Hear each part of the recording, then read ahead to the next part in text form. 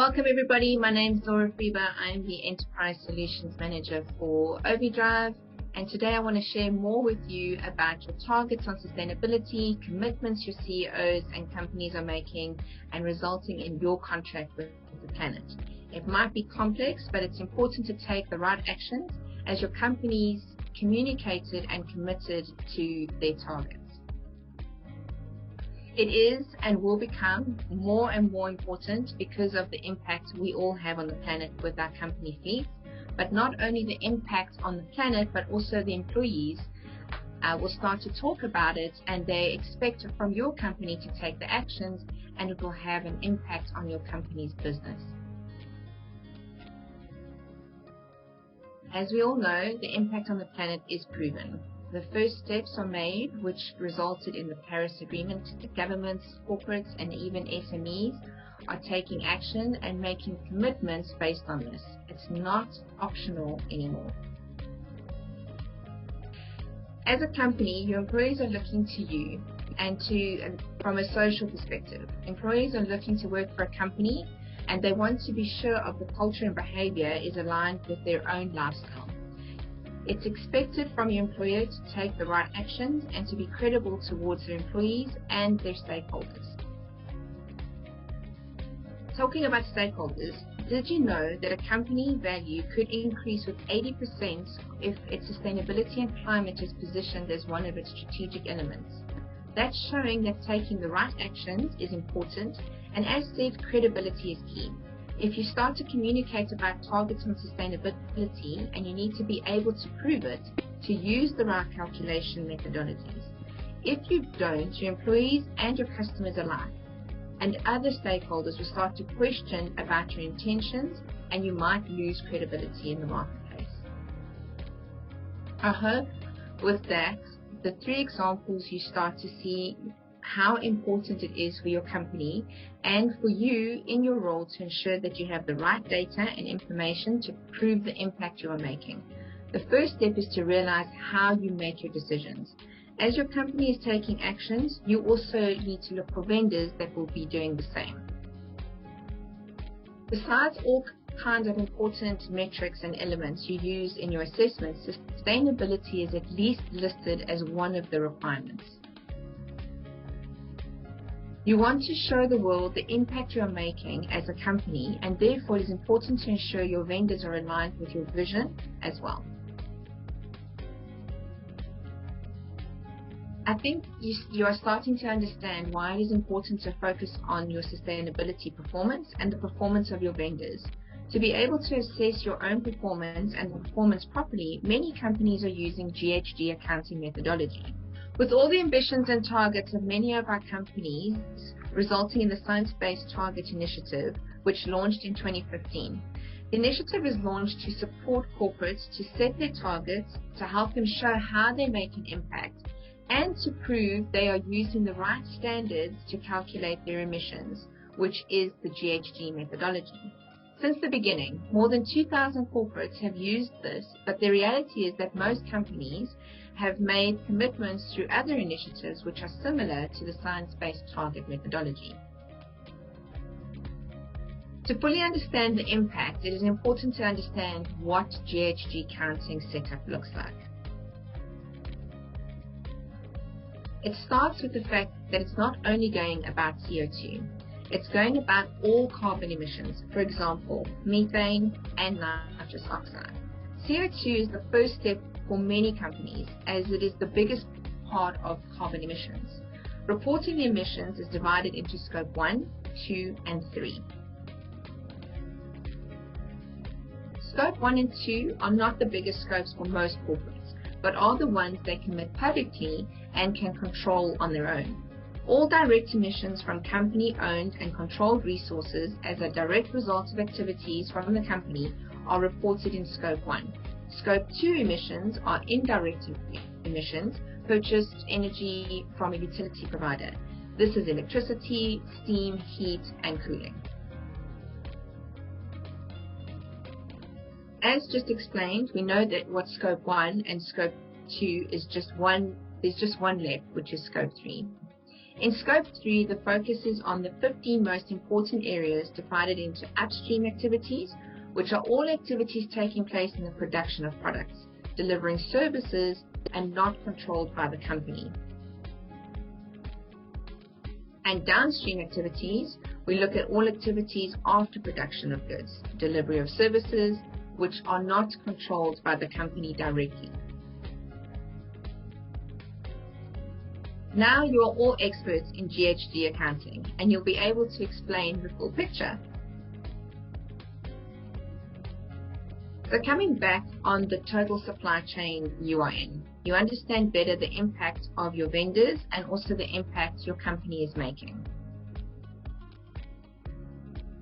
As fleet owners, we need to ensure we have a good understanding of how our vehicles are being used and who's controlling it. 6 simple steps of data and information we need to have to be able to make the right calculation. At least if you want to be credible as an organization, you want to do this correctly. With data, you'll be able to split the emissions into the right scope. ICE vehicles and full hybrids are in Scope 1 and 3.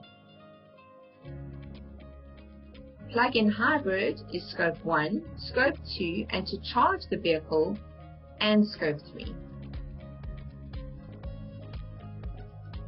An EV is only Scope 2 and 3. In all cases, private usage is out of scope. For the use of a system, the right fuel and charging data and the driver app linked to the system, you'll be able to define the right scope, whether it is Scope 1, 2, or Scope 3, or out of scope in totality.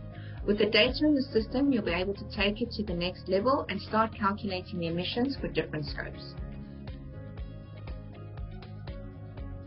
How we calculate emissions is showed here. I can hear you are thinking, this looks horribly complex. Do I have to do it? And the answer is yes. If not, you can only continue to report secondary or market average data. So all your efforts in moving to EV is pretty much worthless. You can exclude private usage if you have real data, which might now be included in one of the scopes. And don't forget, it is going about your credibility as a company, the commitments you have been making publicly. With our system, we can make your life a lot easier, as we can help you capture the data and make the right calculation for your companies, which will show your stakeholders that you can take the right actions and it's real. Also, Ovidrive has the system as shown. We also have the service and consulting elements that will help you. We have the system to analyze the data correctly. We have the managed service team to ensure the accuracy of the data we're receiving, and we have the consulting expertise to make the relevant recommendations for your business.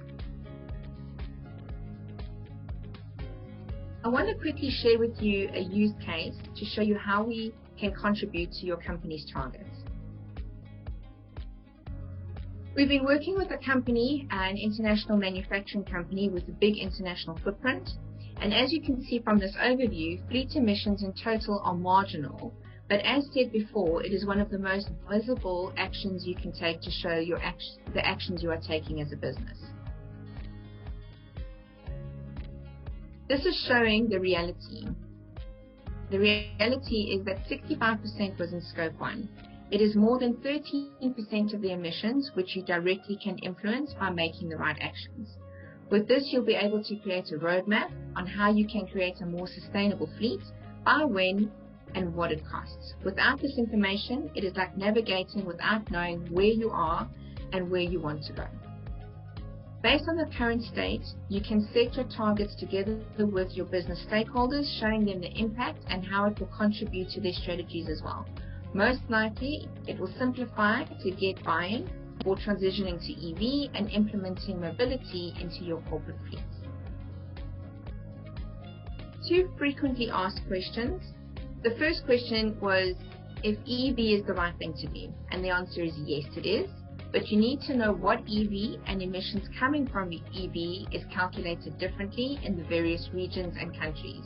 In addition to EV, you can also think about adding mobility in your policies, or even using other fuel types such as hydrogen. A mix of actions can and will help you reduce your emissions further. On knowing that it will not be 0 grams per kilometer, you can show your stakeholders a roadmap of the next 10 years, because it will take you at least 2 replacement cycles to get there. The creation of a long-term strategy is quite new to the fleet management industry, as we are used to working between a 3 to 5 year strategy in line with the duration of the vendor contracts, depending on category. With sustainability, it becomes more and more important to start thinking about the long-term strategy and to select vendors who are able to contribute to your long-term strategy of your company. As a matter of fact, we as Ovidrive always talk about the long-term strategy with our customers, but also with our partners and stakeholders to ensure long-term delivery on our commitments your company has made. The second question, and the last one I want to address before I close off, it's a misunderstanding that EV is more expensive. If you take the long-term strategy, 5 years or 10 years, you can see the costs will be lower compared to ICE vehicles. I understand savings are calculated differently in the different companies. The methodologies we looked at is a new ICE vehicle versus PHEV and BEV. If you look at current costs versus new costs, the business case might change, but can still be positive. As we don't have time anymore to share this in depth, I encourage you to reach out to us and to deep dive into your business case, into a business case for your company. In summary, I understand if you think that this is not easy, and honestly, I do agree with you. But I'm not sharing this because I want to bring complexity. As Ovidrive, we are unique in the market with our system, the services, and our consultants. Because of our unique position, we're able to turn complexity into simplicity and to automate them. We are ready to help your company to grow, to make an impact, and to deliver on your company's targets on cost savings, safety, process optimization, and last but not least, the commitments from your contracts with the fleet. Thank you, and feel free to contact us personally on LinkedIn or reach out to me by using my email address.